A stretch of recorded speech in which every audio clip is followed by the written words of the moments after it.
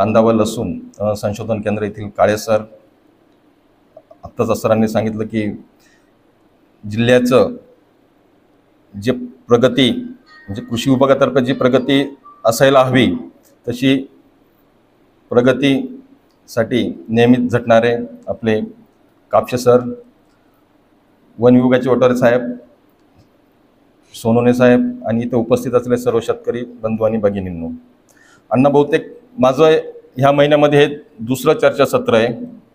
मागच्या वेळेस मी एक गोष्ट नमूद केली होती आणि आज आपण व्यासपीठावर उपस्थित असल्यामुळे मी पुन्हा ती गोष्ट रिपीट करतोय की अण्णा मी 21 वर्ष झाले, तसं ते 334 आपलं हे जसं आपण म्हणतो की लोकांसाठी चालवलं राज्य म्हणजे लोकशाही, तसं मला वाटतं की हे सर्वप्रथम शेतकऱ्यांसाठी चालवलेली ही जी संकल्पना आहे मासिक चर्चासत्राची, तर हेही मी पूर्वीपासून बघत होतो.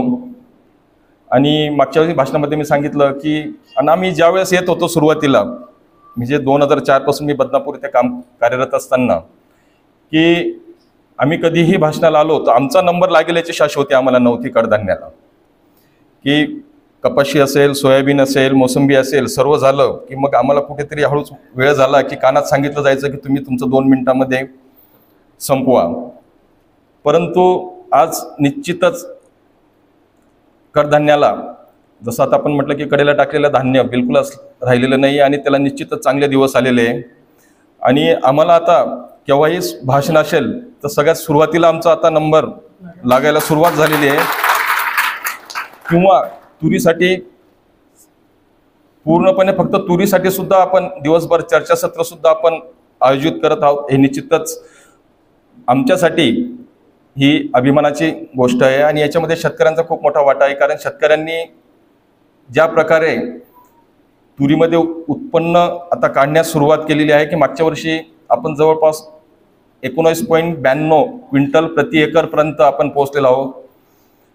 आणि फक्त एका शेतकऱ्याचं नाही पण सरासरी आपण मला वाटतं की ज्यांनी गोदावरी लावली असेल 14 ते 15 क्विंटलच्या आसपास तरी आपण याच्यामध्ये उत्पन्न काढलेलं आहे. तर ही खरं तर आमच्या एका शास्त्रज्ञ किंवा विद्यापीठाच्या दृष्टीने निश्चितच अभिमानाची गोष्ट आहे.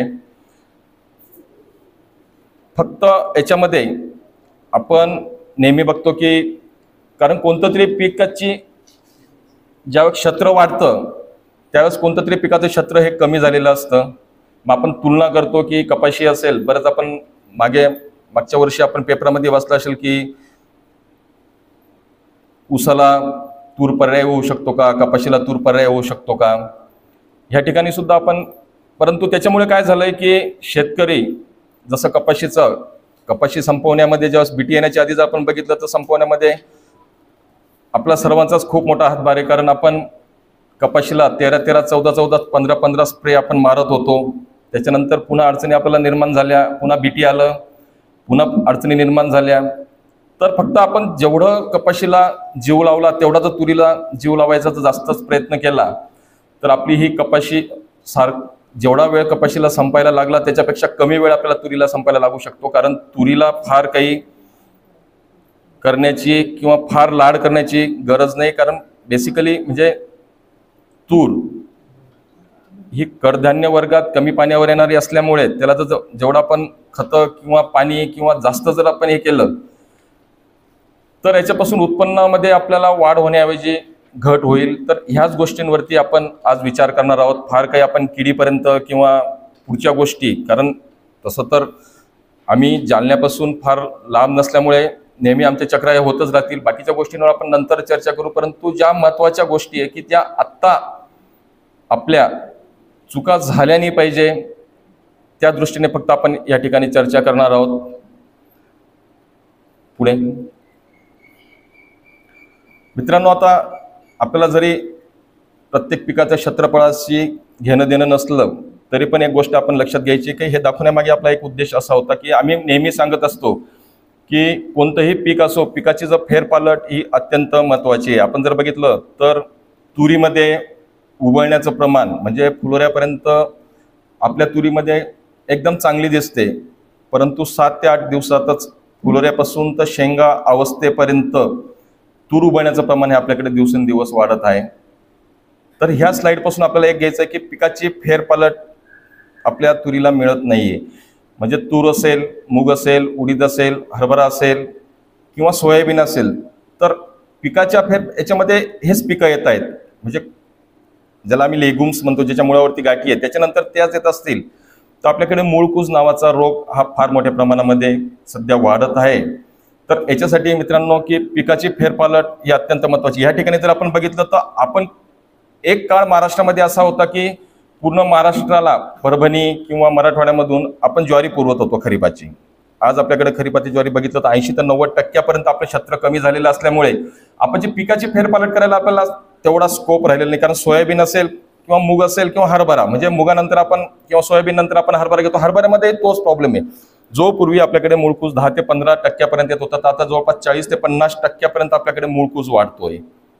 पुन्हा त्याच्यानंतर तूर घेतली तर प्रत्येक वेळेस त्याला जे हवं आहे, ज्याला होस्ट म्हणतो आपण, तर ते त्याला मिळत असल्यामुळे एक तर त्यांचीही संख्या वाढते आणि आपण नुकसान फार मोठ्या प्रमाणात होत आहे. तर ह्या ठिकाणी याच्यावरून आपण एक लक्षात घ्यायचं की पिकाची फेरपालट आपल्याला जेवढी करता येईल तेवढी करणं गरजेचं आहे. समजा ज्वारीचा जरी क्षेत्र आपलं कमी झालं असेल तर आपल्या दृष्टीने एक चांगली गोष्ट आहे की मक्याचं क्षेत्र आपलं वाढतंय. म्हणजे आपण मका असेल, बाजरी असेल, तर याच्यानंतरच आपण कडधान्य पिकं हे घ्यायचे आहेत. नेक्स्ट आता हे दाखवण्यासाठी, जसंच आमचं सोनवणे सरांचं आत्ताच आमचं कॅबिनमध्ये बोलणं झालंय की हेही दाखवण्यामागे आपला एक उद्देश आहे की प्रत्येक पिकाचं क्षेत्रफळ महाराष्ट्रामध्ये कोण किती, याच्यामध्ये कुणाचा किती हिस्सा आहे.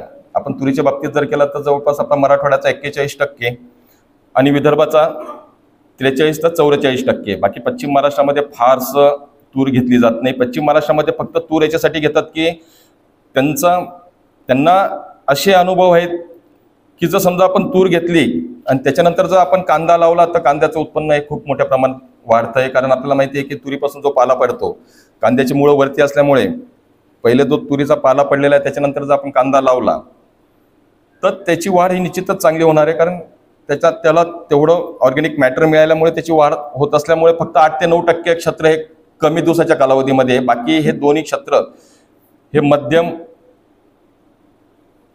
कालावधीत येणाऱ्या वाणासाठी आहेत. तर विदर्भामध्ये जर 43%, फक्त याच्यामध्ये एक आहे की विदर्भामध्ये पूर्णपणे लाल तूर चालते.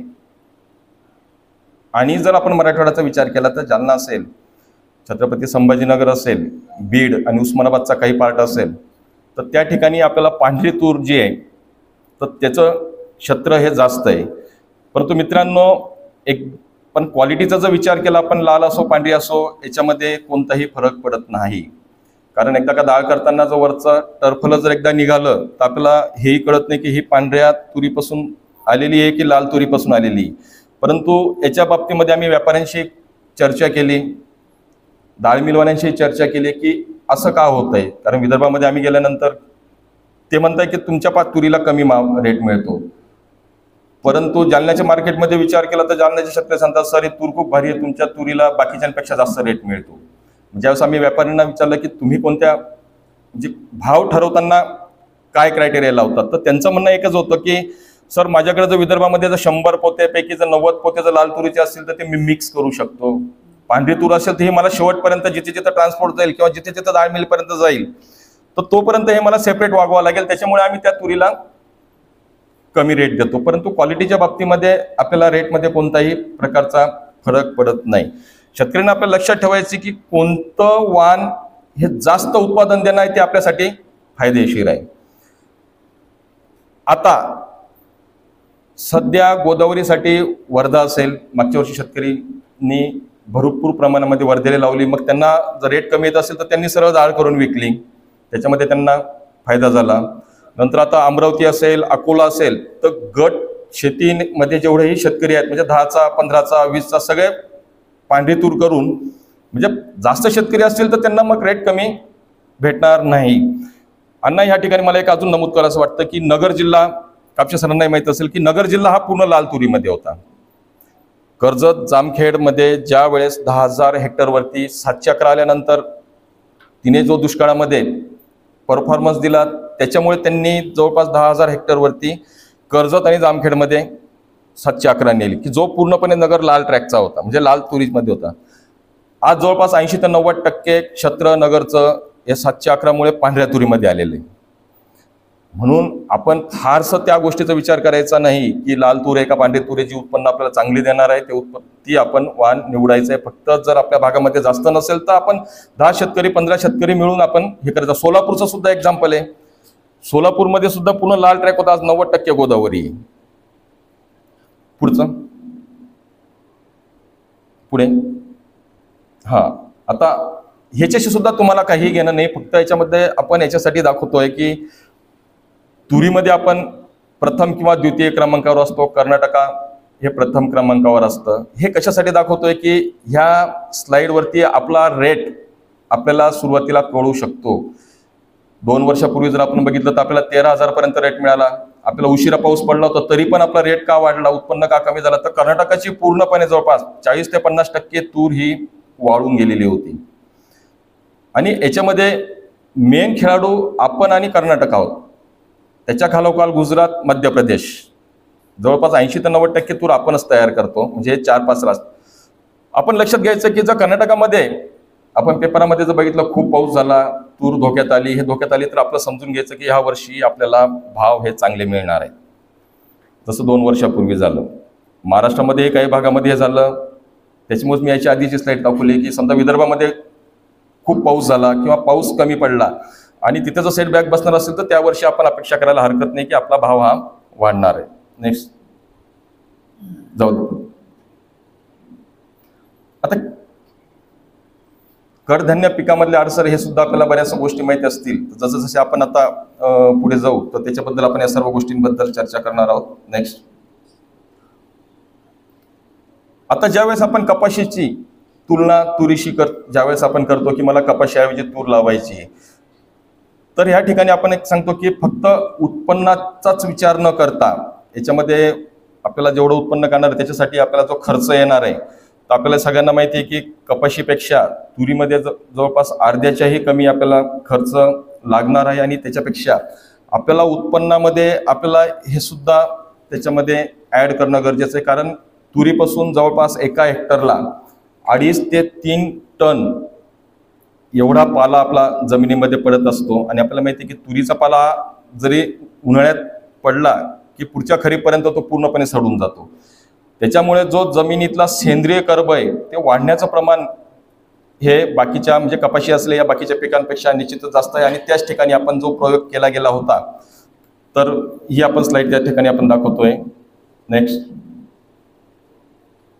पाण्याची जर गरज बघितली कपाशी असेल, ऊस असेल, बाकीच्या पिकांपेक्षा कडधान्य म्हणजे तूर, मूग, उडीद याला निश्चितच आपल्याला कमी पाऊस लागतो. जसं आता मी सुरुवातीला सांगितलं की काय करतोय आपण की कपाशीचा रेट 2 वर्षापूर्वी 13 झाला, यावर्षी जरी 7,500-8,000 हजार असेल तरी आपल्याला परवडते. 7,500-8,000 असेल. मग काय करू लागले शेतकरी की तिला सुरुवातीपासूनच एक तर मे मध्ये लागवड करू लागली. त्याच्यानंतर कंटिन्यू त्याला नत्र देऊ लागलेत, खतं जास्त देऊ लागले, पाणी पण सुरुवातीपासून ज्यावेळेस अवेलेबल होतं त्यावेळेस पाणी देऊ लागले. आणि ज्यावेळेस ती माजले, एक लक्षात घ्यायचं की कोणतंही कडधान्य असो ज्याच्या मुळावरती गाठी आहे, याला नत्र आणि पाणी जास्त झालं तर शाखीय वाढ जास्त होते. पूर्वीच्या लोकांना विचारलं की एकदा का ते पिकं माजलेत की उत्पन्न आपल्याला देत नाहीत, जरी वाढ दिसत असेल तरी आपल्याला ते उत्पन्न देणार नाहीत. नेक्स्ट. नेक्स्ट. हे आत्ताच मी सांगितलं की जवळपास 2.5 ते 3 टन पाला पडतो. की कोणतं पीक घेतल्यावर किती पाला पडतो तर त्याचा हे आपण या ठिकाणी प्रयोग घेतलेला होता. नेक्स्ट.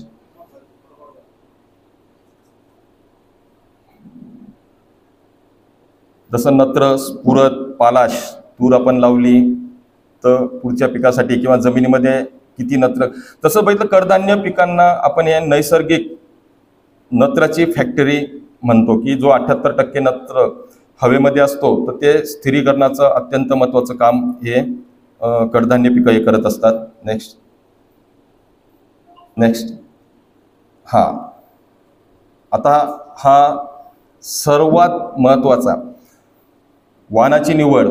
मित्रांनो, आपण ज्या वेळेस वाण तयार करत असतो त्यावेळेस एक स्पेसिफिक टार्गेट असतं आपल्यामध्ये की आपण कोणते वाण तयार करत असतो आणि कोणत्या टार्गेटसाठी आपण वाण तयार करत असतो.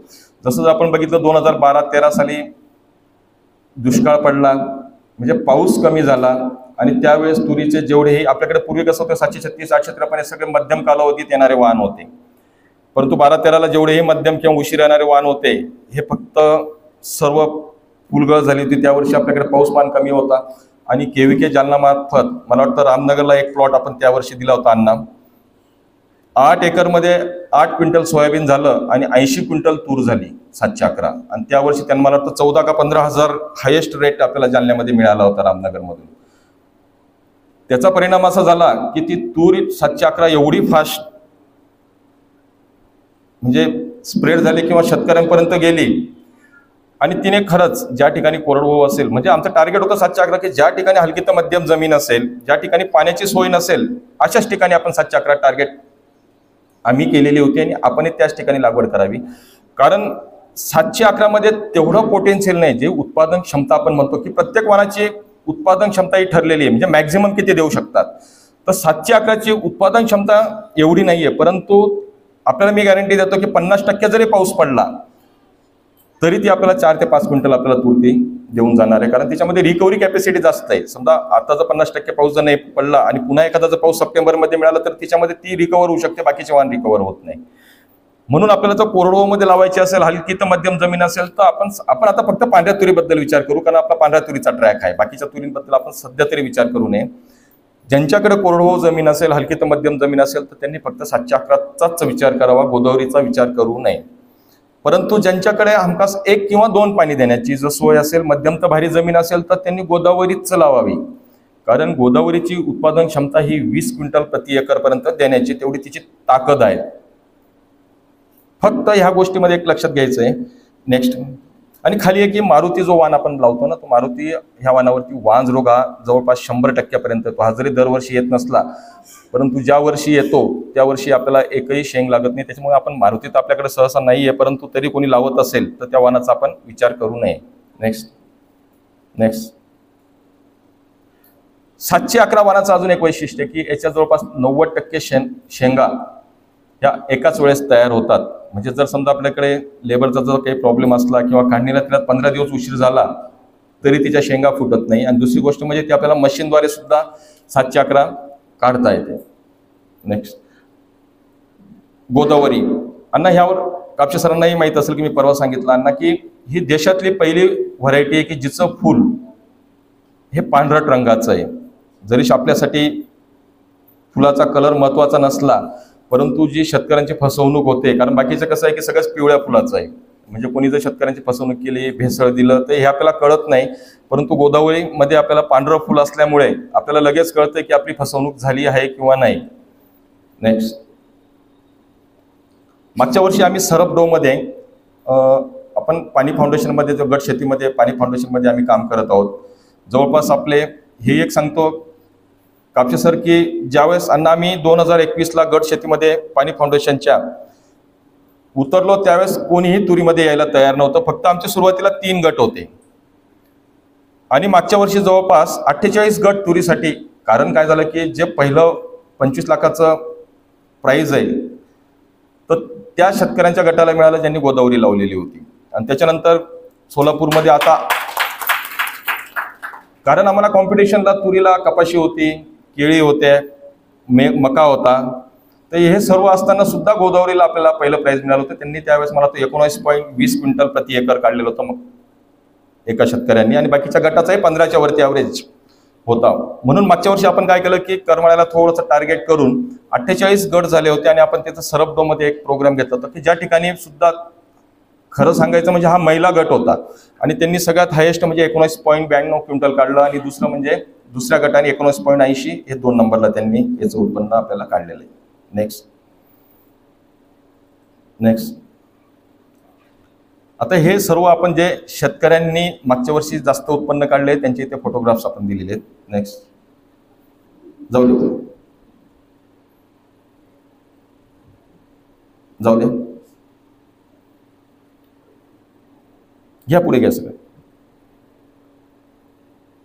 आता BDN 716 आपल्याकडे लाल तुरीचं फार क्षेत्र नसल्यामुळे आपण याच्याबद्दल जास्त चर्चा करणार नाही, परंतु हा सुद्धा आपला वाण 165 ते 170 दिवसामध्ये तयार होतो। नेक्स्ट, रेणुका ही सुद्धा सेंट्रल इंडियासाठी म्हणजे 5 राज्यांसाठी हे वाण प्रसारित झालेलं आहे.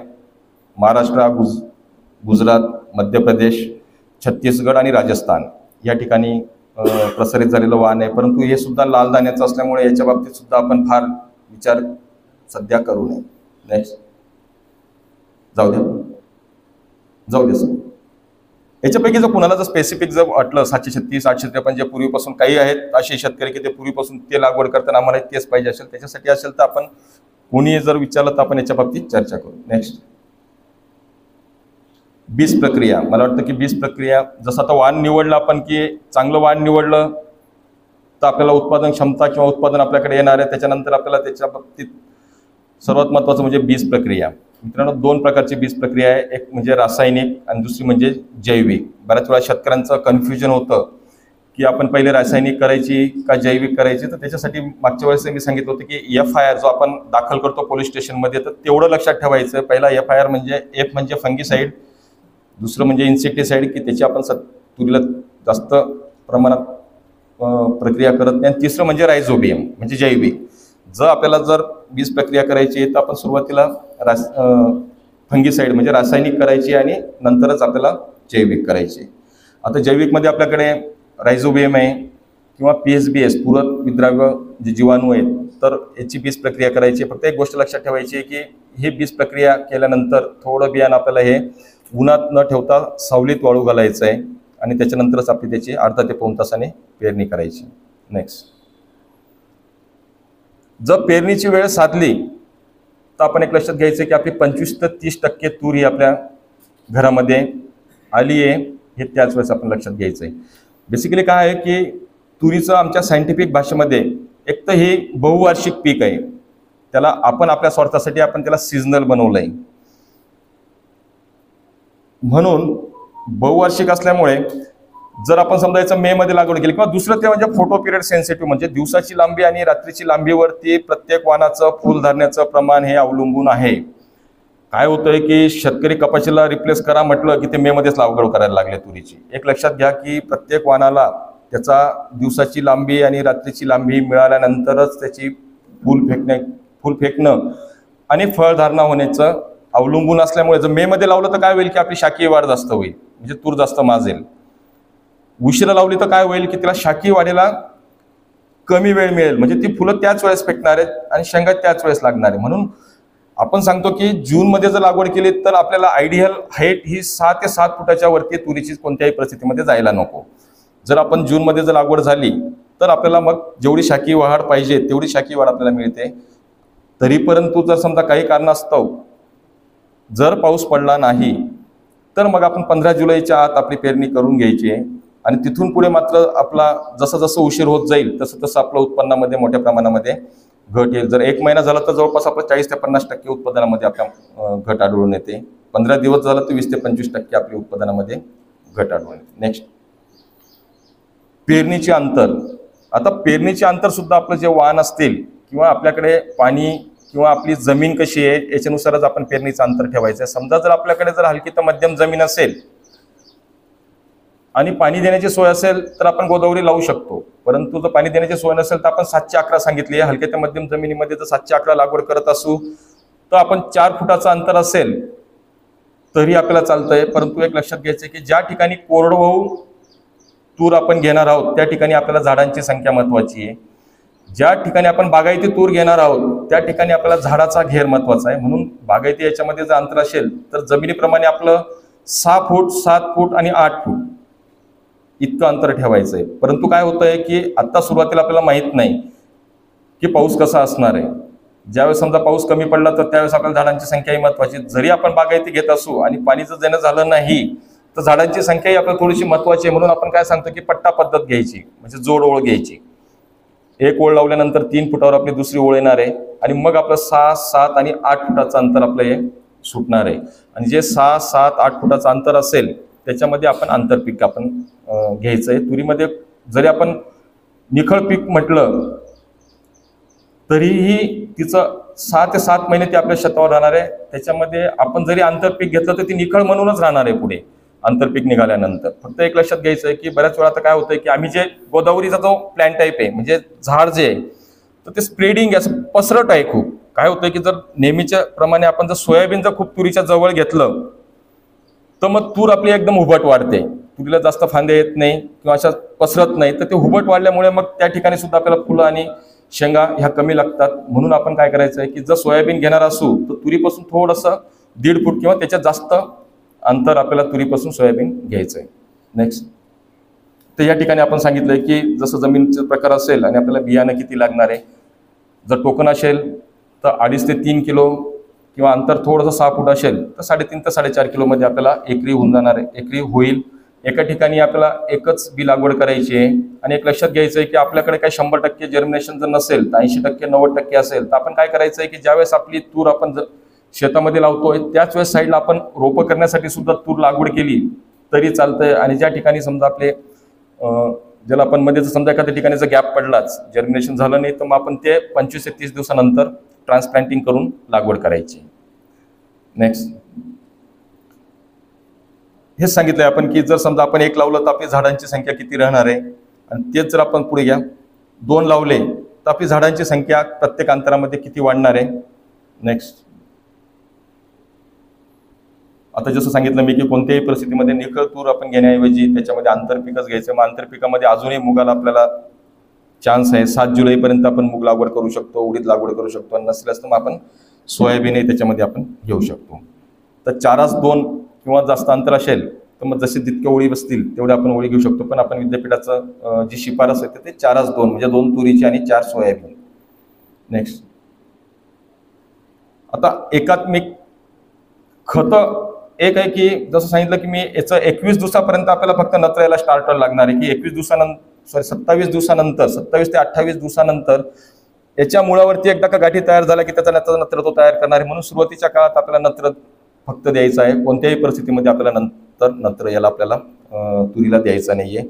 तर 25 किलो नत्र, 50 किलो स्फुरद आणि जर पालाशची कमी असेल तर मग आपण 30 ते 50 किलो पालाश आपण देऊ शकतो.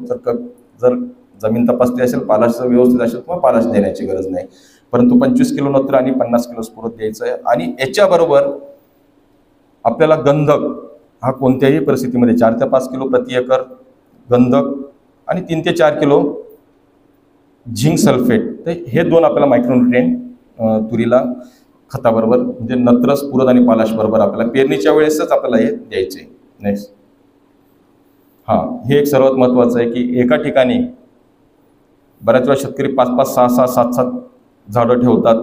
तर याच्यामध्ये आपल्या उत्पन्नामध्ये वाढ न होताही आपल्या उत्पन्नामध्ये घटच निर्माण होते. तर आपल्याला 1 किंवा 2च रोपं एका ठिकाणी आपल्याला ठेवायचं आहे. नेक्स्ट, शेंडा खुडण्याचं. आता शेंडा खुडण्याचा हा काही थंब रूल नाही की आपण तूर लावली म्हणजे शेंडा खोडलाच गेला नाही पाहिजे.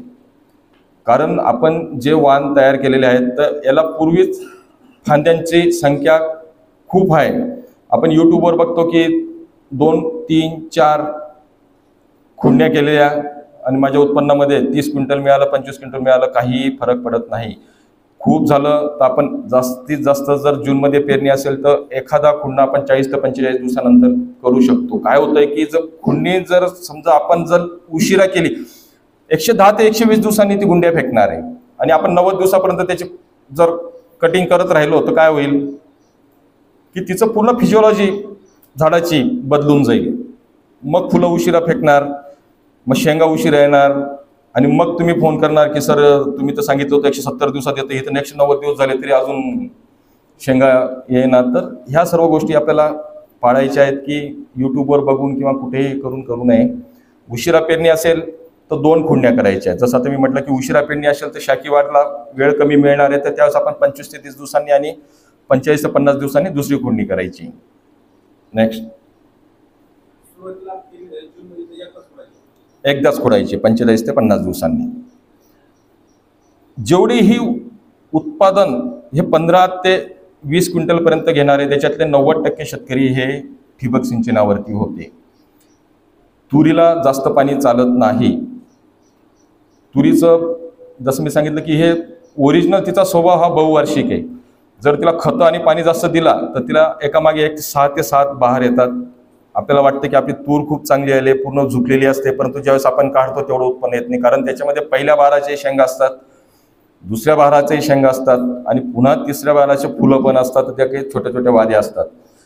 जास्तीत जास्त गुंड्या फेकल्या की जास्तीत जास्त पहिले फुलं हे शेंगांमध्ये परावर्तित कसे होतील हे आपण बघायचं आहे. तर त्याच वेळेस आपल्याला जर फ्लडने पाणी द्यायचं असेल किंवा मोकाट पाणी द्यायचं असेल तर गुंडी अवस्थेमध्ये, गुंडी टू कळी अवस्थेमध्येच आपण पाणी द्यायचं आहे. बऱ्याच वेळा आपण हाही एक गैरसमज आहे की फुलाच्या अवस्थेमध्ये पाणी दिलं तर फुलगळ होते. एक लक्षात घ्या की तुरीमध्ये जेवढेही फुलं लागतात त्याच्यामध्ये जास्तीत जास्त 18%च फुलं हे शेंगांमध्ये रूपांतरित होणार आहे. हे नैसर्गिकरित्या बाकी फुलं हे गळून पडणार आहेत. काय होतं की फुलं गळायला लागले की आपण कृषी सेवा केंद्रात गेलो की एक टॉनिक आणतो, मग 1, 2, 3, 4 टॉनिक आपण, मग अमायनो ॲसिड असतील, टॉनिक असतील, हे सगळे आपण मग त्यावेळेस फोन करतो ना, आम्ही किती टाकून काय टाकू, काही गरज नाही. जास्तीत जास्त 18% फुलं आपल्या शेंगांमध्ये रूपांतरित होते. एक लक्षात घ्यायचं आहे की जर तुरीला ढगाळ वातावरण, धुई आणि पाऊस हा फुलोरा अवस्थेत अजिबात चालत नाही. जर त्यावेळेस जर ह्या 3 गोष्टी असतील तर समजायचं की जे 18%मध्ये आपले फुलं शेंगांमध्ये रूपांतरित होणार आहेत त्याला हात लागणार आहे, तिथे गडबड होणार आहे. तर त्यावेळेस आपण साधा NA, 150 रुपयालाच बॉटल मिळते, NA किंवा प्लॅनोफिक्सच्या नावाने मिळते. त्यावेळेस मग आपण फुलगळाची वाट न पाहता त्याचं जरी आपण 2 ते 3 ml प्रति 10 लिटर पाण्यामध्ये मिसळून जर मारलं तरी ते आपल्याला प्रोटेक्शन देऊ शकतं. फार काही टॉनिक बिनिकची गरज त्याला तुरीला पडत नाही. फक्त NAचं आपण एक सोल्युशन द्यायचं, परंतु त्यावेळेस जर सूर्यप्रकाश असेल तर याची सुद्धा आपल्याला गरज पडणार नाही. हा, NA घ्या किंवा प्लॅनोफिक्सच्या नावाने मिळत आहे मार्केटमध्ये, किंवा आपण कोणतंही नाही मिळालं तर NAचं सोल्युशन आपण घ्यायचं आहे. नेक्स्ट, हे आता इथं संजीवचं का वापर आपण जे सांगितलेलं आहे. नेक्स्ट, आता किडीचा आपण फार सध्या विचार करू नये. जसं मी सुरुवातीला सांगितलं कपाशीसारखं किडीला याला फार 13, 14, 10, 8 बऱ्याच वेळा अण्णा आम्हाला विचारतात काय मारू, आणि आम्ही सांगितलं की साधं औषध मारा, परंतु शेतकरी ऐकत नाही. पहिलेच आपण काय करतो की इमामेक्टिन बेन्झोएट, ते क्लोरोनिट्रिप्रोल जे आपण ज्याला कोरॅजिन भेटतं ते, किंवा फेमचं भारी भारी औषधं मारतो, गरज नाही. गुंडी अवस्थेमध्ये जर समजा आपण साधा निंबू, कारण ती जी पाकोळी आहे ती गुंडी अवस्थेमध्येच आपल्याकडे खसखशीच्या दाण्यासारखे जर बघितलं आपण, म्हणजे गुंडी अवस्था म्हणजे कळीची आधीची अवस्था, की त्याच वेळेस ती अंडी टाकून जाते. त्यावेळेस आमोशाच्या आसपास जर आपण स्प्रे जर केला, साधा निंबोळीचा जरी स्प्रे आपण केला तरी आपण आपल्या याला किडीपासून आपण वाचवू शकतो. दुसरा क्विनॉल फॉस असेल किंवा क्लोरोपायरीफॉस असेल, साधं औषध मारायचं. आणि जर समजा फुलोऱ्या अवस्थेतून जर शेंगा भरण्याच्या अवस्थेमध्ये जर तूर जात असेल आणि त्यावेळेस जर पाऊस, ढगाळ वातावरण असेल तर मग आपण इमामेक्टिन बेन्झोएट, म्हणजे जे प्रोक्लेम नावाने मार्केटमध्ये मिळतो, याचा विचार करायला हरकत नाही. आणि त्याच्यानंतर सगळ्यात रामबाण उपाय म्हणजे क्लोरोनिट्रिप्रोल किंवा फिमेंडिमाइड, जे मार्केटमध्ये कोरॅजिन नावाने मिळत आहे, त्याचा वापर कर. पण तो सगळ्यात शेवटी रामबाण आहे म्हणून आपण ठेवायचा आहे. आणि एकच औषध, तेच औषध पुन्हा पुन्हा आपण मारायचं नाही. आपल्याकडे उरलं म्हणून पुन्हा आपण ते मारायचं नाही आहे. तर मला वाटतं की त्याच्यानंतर आपला एखादा प्रोग्राम होईलच, तर त्यावेळेस आपण याच्यावरती सविस्तर चर्चा करू. रोगाच्या बाबतीत जाऊ द्या पुढे. रोगाच्या बाबतीत आपल्याकडे जमिनीतून बुरशी ज्या आहेत त्या बुरशीपासून होणारे महत्त्वाचे 4 रोग आहेत.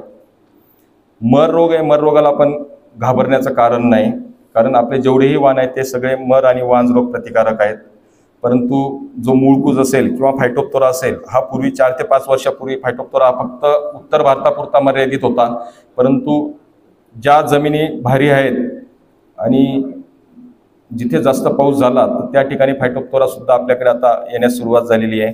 आणि मूळकूजमुळे तर जवळपास आपलं खूप मोठं नुकसान होतं आहे. तर याच्यासाठी, या सगळ्या बुरशीसाठी एकच काम करायचं आहे की सुरुवातीपासूनच आपल्याला बायोमिक्स म्हणून जे विद्यापीठाचं मिळतं आहे, किंवा ट्रायकोडर्मा जरी आपण घेतलं तर ते 4 ते 5 किलो प्रति एकर प्रमाणे, आणि ते जैविक असल्यामुळे त्याला फारसं टेन्शन घ्यायचं नाही. फक्त एक गोष्ट लक्षात घ्यायची आहे की ज्यावेळेस आपण जैविक बुरशीनाशक आपण जमिनीत देणार आहोत तर जमिनीमध्ये ओलावा हा खूप महत्त्वाचा आहे. तर आपण सुरुवातीपासूनच त्याचा वापर करायचा आहे. एकात्मिक कीड नियंत्रणासाठी तर सगळ्यांनाच माहिती आहे की बांबू लावायचे, किंवा बांबू नसतील तर साध्या झाडाच्या फांद्या जरी लावल्या ज्याच्यावर पक्षी बसतील किंवा फेरोमेन ट्रॅप असतील तर याचा जास्तीत जास्त वापर आपण करायचा आहे. सुरुवातीपासूनच आपण फार रासायनिकवरती विश्वास ठेवून ते करण्यापेक्षा आपण ज्या जैविक गोष्टी असतील त्याच आपण कराव्यात. तर मला वाटतं की सध्यापुरतं एवढं ठीक आहे. जर याच्यापैकी जर कुणाला जर स्पेसिफिक किंवा काही प्रश्न असतील तर त्याच्या बाबतीत आपण चर्चा करूया. हां, तुरीचे फुटाणे करण्यापेक्षा आपण मला वाटतं की हरभऱ्याचेच फुटाणे मध्ये जास्त राहतील. हां, प्रयोग केला तर हां, मूग आणि उडदामध्ये सुद्धा खतं हे तुरीला जसं आपण सांगितलंय तसंच द्यायचं. फक्त वाण्याच्या बाबतीमध्ये झालं तर आपल्याकडे BM 2003-2 आहे किंवा BM 2002-1 आहे. ही सर्वात लांब शेंग असणारे आणि टपोरा दाना असणारे हे दोन्ही वाण आहेत मुगामध्ये.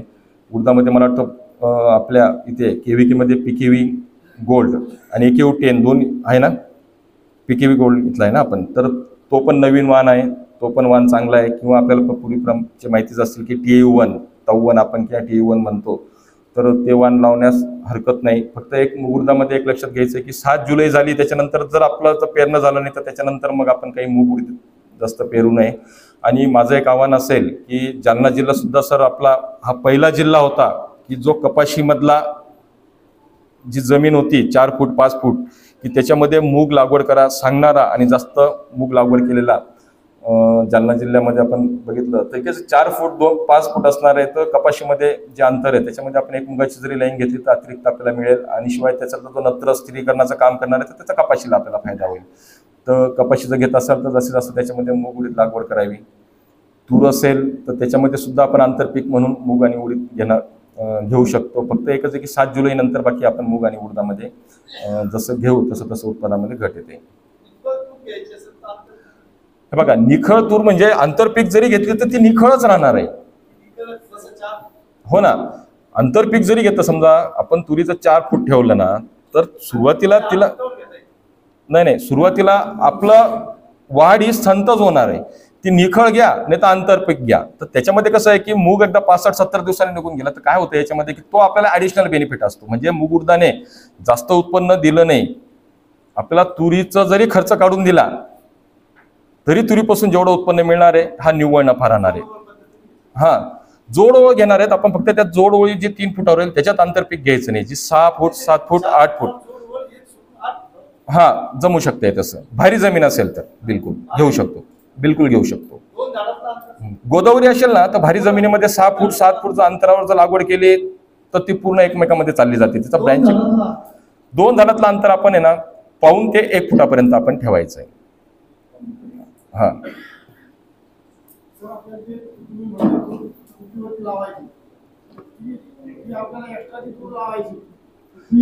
तुम्ही हा तर काय करायचं आहे की 25, 30, 35 दिवसापर्यंत जरी आपण तुरीमध्ये ट्रान्सप्लांटिंग केलं तरी चालतंय. तुम्ही वाफ्यावर लावा किंवा पिशवीमध्ये लावा छोट्या तरी चालू शकते. हे फक्त कसं आहे की जिथं तूट होणार आहे त्याच ठिकाणी फक्त मग काय होतंय की तूट झाली आणि मग तर जर आपण पुन्हा त्याच्यात तूर लावली तर ते मागे पुढे तूर होते. तर त्याच्यापेक्षा कसं आहे की ज्यावेळेस आपण मेन तूर लावली ना त्यावेळेस थोडंसं उरलं बियाणं तर 40-50 बियाणं आपण गादी वाफ्यावर बी साईडला टाकून दिलं तरी चालतंय. फक्त गादी वाफ्यावर काय होतंय की ज्यावेळेस आपण ती मेन याच्यामध्ये ट्रान्सप्लांटिंग करू तर त्यावेळेस तिचे पानं गळून पडतील पण तिला पुन्हा दुसरे पानं येतील. तसा शॉक हे पिशवीमध्ये असेल तर थोडा कमी बसतो. फक्त एवढाच फरक आहे. परंतु आपण गादी वाफा किंवा पिशवीत केलं तरी चालू शकतंय. 2-2 बिया जर केलं तर काय होतंय की मग एक काढलं तर काय होतंय की ओलं असताना ज्यावेळेस आपण 2 एका ठिकाणी टाकतो ना ते एक काढताना ते दुसऱ्या याला धक्का बसतो. विरळणी करताना ज्यावेळेस काढतो ना तर ते सुद्धा कधी कधी येतं मग पुन्हा आपण त्याला दाबायचा प्रयत्न करतो. तर त्याच्यामुळे आपण म्हणतोय की तसं तर 1-2 टाकलं तर आपल्याला चालू शकतंय. फक्त काढताना तेवढी आपल्याला काळजी घ्यावी लागते. बऱ्याच वेळा काय होतं की फार 35-40 दिवस आहे शेतामध्ये जाता येत नाही भारी जमिनीत आणि मग काढायचा प्रयत्न केला तर मग ते त्रासदायक ठरतं. आपल्याला सुरुवातीला समजा 20 दिवसानंतर जशी वेळ मिळेल 15 ते 20 दिवसानंतर तसं आपण त्याची विरळणी करून घ्यायची.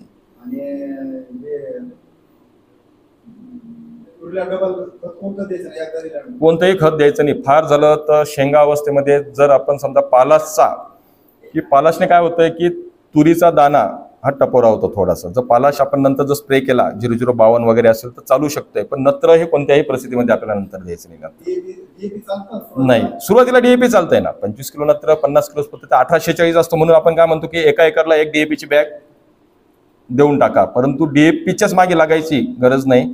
आपल्याकडे युरिया किंवा सिंगल सुपर फॉस्फेट असेल तर सिंगल सुपर फॉस्फेट जर असेल ना तर काय होतं की त्याच्याबरोबर आपल्याला पालाश पण मिळतो, आपल्याला गंधक पण मिळतंय, सल्फर बरोबर सल्फर मिळतो आपल्याला पुरत बरोबर तर आपण ते केलं तरी चालतंय.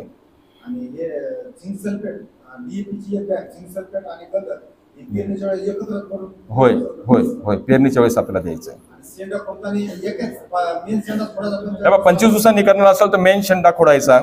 45 दिवसांनी आपण जेव्हा सांगितलं एक करायची तर ते आपण साईडचे खोडले तरी चालतात. साईडचे खोडले तरी हा हो. आणि दोन शेंडे खोडायचे किती दिवसाचं अंतर आहे?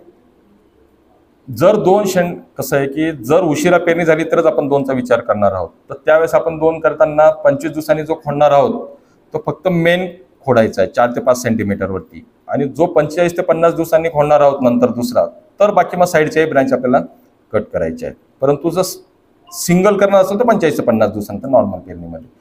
आणि तेही समजा आपलं झालं नाही तर फार काही टेन्शन घ्यायची गरज नाही, कारण गोदावरीचा ब्रँचिंग पॅटर्न हा तेवढा म्हणजे त्याला फुटवे तेवढे फुटतातच फांद्या.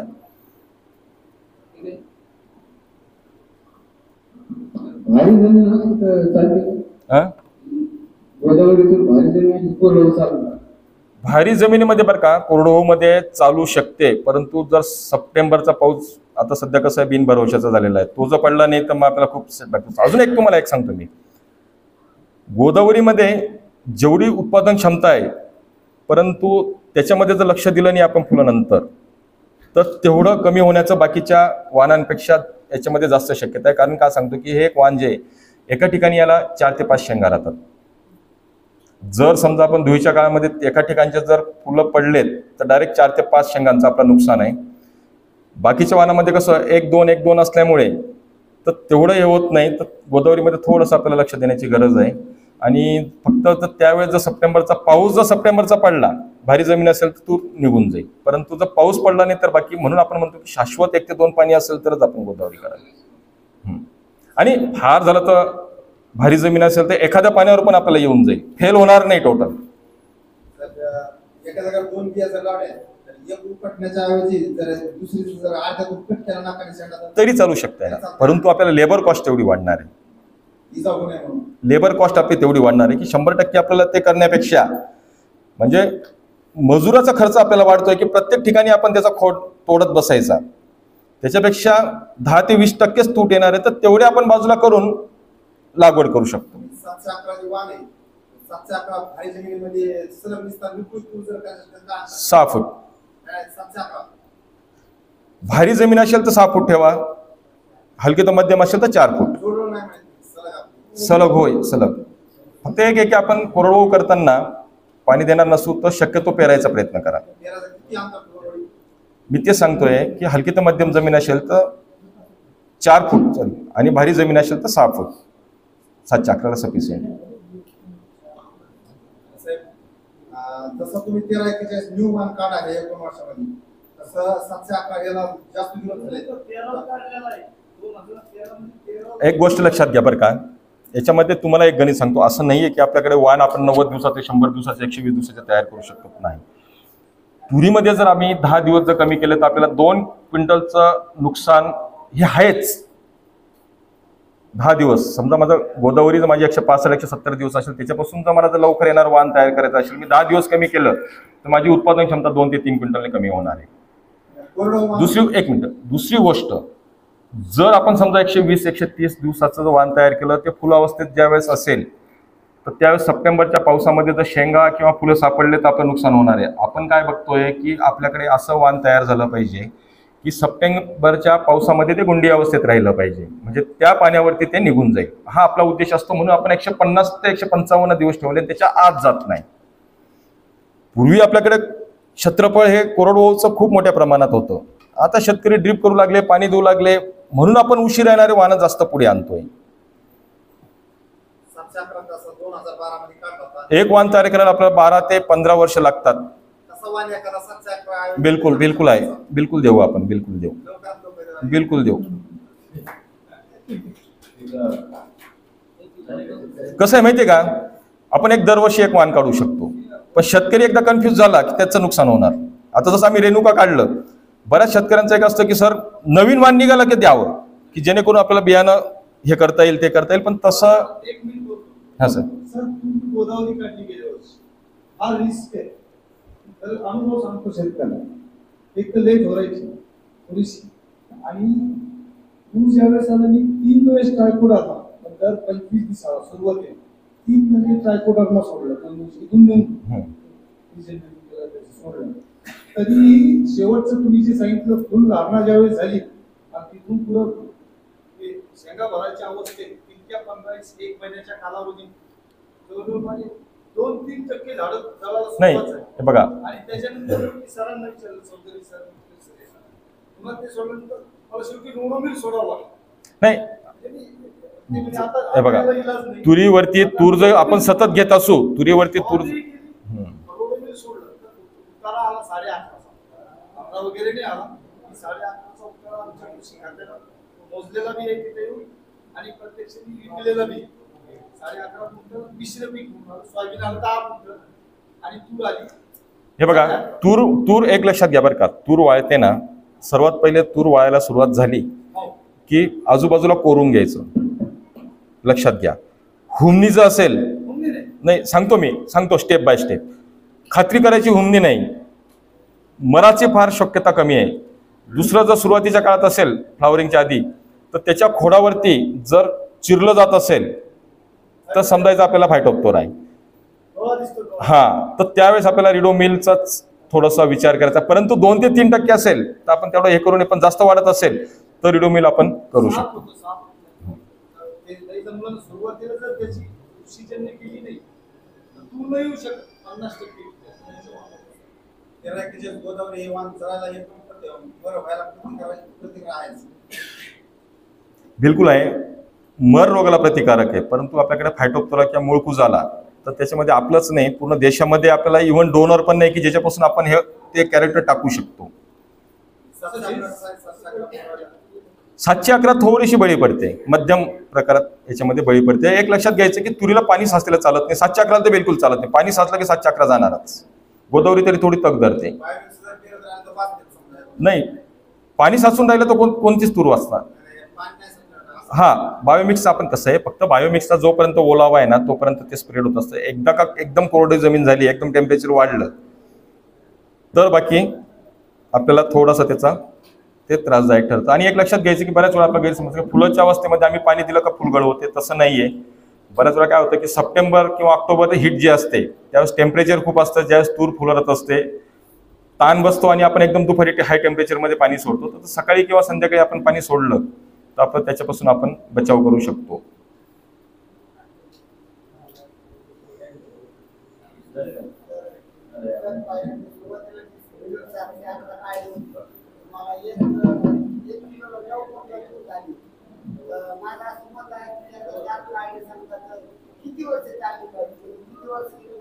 हे बघा, आपल्याकडे कोपरगाव अजूनही चालते, TU1 अजूनही चालते, BDN2 1976 साली काढली, अजूनही गुजरातमध्ये BDN2 लोक सोडायला तयार नाहीत. तर आपल्याला तसं स्पेसिफिक नाहीये, परंतु फक्त आपण एक सांगू की शेतकऱ्यांनी जर बियाणं विकत आणलं तर 3 ते 4 वर्षापर्यंत तेच बियाणं वापरावं आणि 3 ते 4 वर्षानंतर मात्र बियाणं आपण चेंज करावं. परंतु ते वाण जर आपल्याला परफॉर्मन्स देत असेल तर ते आपलं कितीही वर्ष चालू शकतंय. जोपर्यंत त्याच्या वरती चांगलं वाण येत नाही तोपर्यंत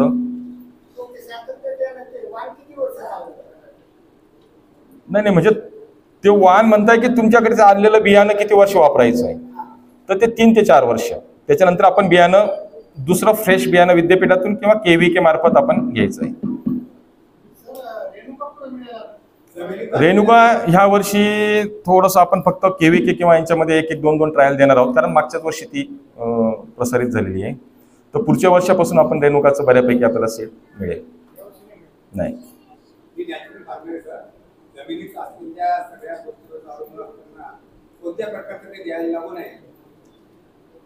हे बघा, आपण जर ऑर्गॅनिकचं शेतकरी असो तर आपण तूर ते आवश्यक घेतली पाहिजे, कारण तूरही स्वतःच एक ऑर्गॅनिक असल्यामुळे. कारण जसं आपण सांगतो की त्याचा पाला पडतोय, नत्र हे करतोय, तर तूरच स्वतः ऑर्गॅनिक आहे. हार त्याला करायची गरज नाही. फक्त कसं आहे की जर जमिनीमध्ये जर आपण कायम तुरीनंतर तूर घेतली तर थोडंसं नत्र स्फुरद हे कमी झालं तर फक्त आपण वरून सुरुवातीला द्यायला लावतो. परंतु जमिनीमध्ये जर शेणखत किंवा गांडूळ खत जर चांगलं असेल तर मग आपलं तूर ही स्वतःच एक ऑर्गॅनिक पीक आहे.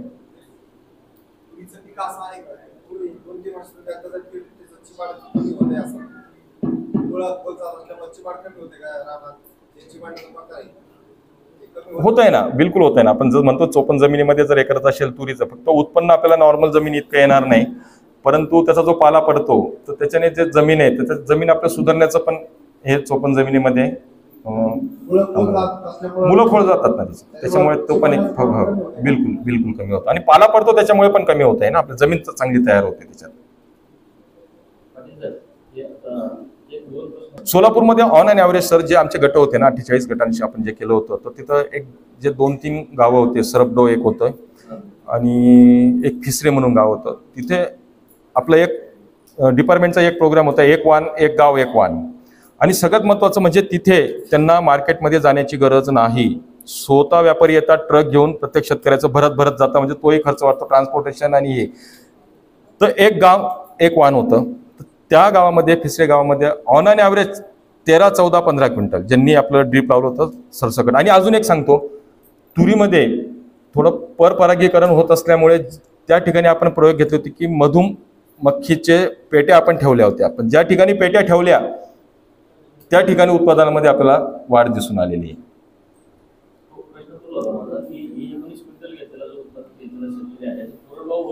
नाही नाही, ड्रीप होतं, ड्रीप सगळे सर हे ड्रीप होते मॅक्झिमम. होय होय होय होय. महत्वाचा जो विषय आहे, बऱ्याच लोकांनी आता सांगितलं की मर होण्याचे प्रमाण असं तुम्ही जे सांगितलं तर FIR आज तुम्ही सांगितलं हा खूप महत्वाचा आहे. बीज प्रक्रिया ही अतिशय महत्वाची आहे. मला फक्त एवढं सांगायचं आहे FIR सगळ्यांना माहित नाही, फंजिसाईड कुठलं वापरलं पाहिजे, इन्सेक्टिसाईड कुठलं वापरलं पाहिजे. आपल्याकडे सध्या साफ म्हणून आहे ना की ते दोन्ही काम करते, कार्बनडेन्झिम प्लस हे असल्यामुळे. तर आपण साफची जरी ट्रीटमेंट केली 4 ते 5, परंतु सगळ्यात महत्त्वाचं म्हणजे आपण ट्रायकोडर्माची सुरुवातीलाच करायचंच आहे. ट्रायकोडर्मावर जेवढा भर देऊ तेवढा आपला चांगला आहे, कारण ट्रायकोडर्मा फक्त तुरीलाच नाही बाकीच्या पिकाला मूळकूज बाकीच्या पिकांमध्ये सुद्धा येतो आणि जैविक आहे.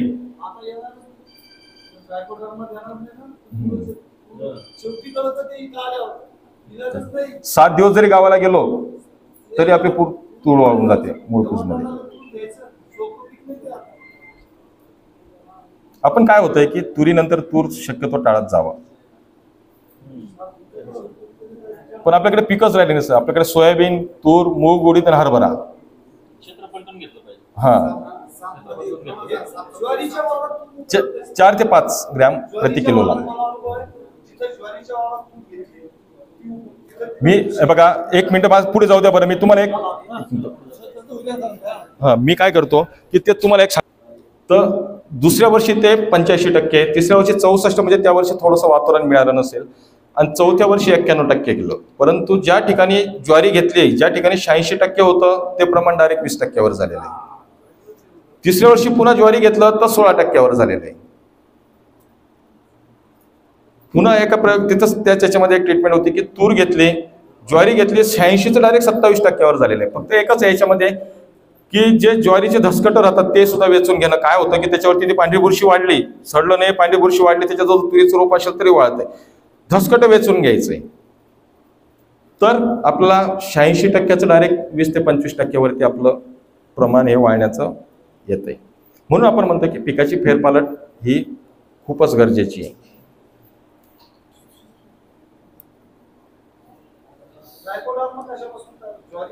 नाही, ट्रायकोडर्मा हा लॅबमध्ये तयार केला जातो. तो सुद्धा ती सुद्धा एक बुरशी आहे की जे दुसऱ्या बुरशीला येऊ देत नाही.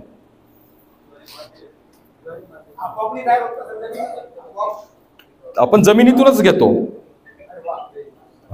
आपण घेताना ट्रायकोडर्मा शिकवतो शेणखतामध्ये किंवा जमिनीमध्ये. ट्रायकोडर्मा हा ऑलरेडी आहे, आपण जमिनीतच घेऊन फक्त कसं आहे की त्याची संख्या वाढवतो. चालेल. थँक्यू.